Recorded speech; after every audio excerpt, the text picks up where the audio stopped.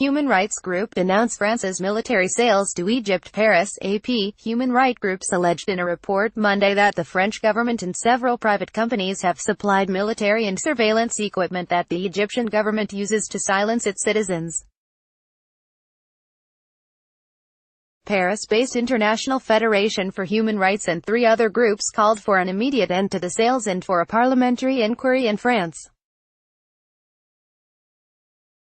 They alleged in the report that the French products have helped establish a system of surveillance and control that is being used to eradicate all forms of dissent and citizen action.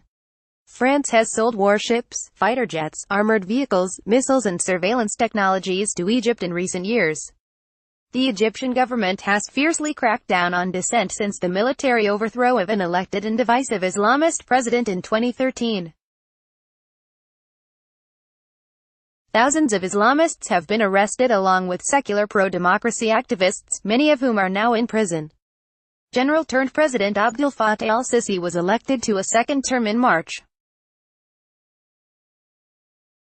The French government has argued that security and military cooperation with Egypt is needed to fight the extremist groups that encourage acts of terrorism and to prevent further destabilization of the region. In 2010, deliveries of French weapons were worth €39.6 million, $46.2 million. The value of the sales surged to €1.2 billion, $1.4 billion in 2015 and $1.3 billion, $1.5 billion in 2016, according to French Parliament reports. Human rights groups have denounced an alleged lack of transparency surrounding how France monitors exported arms and surveillance equipment.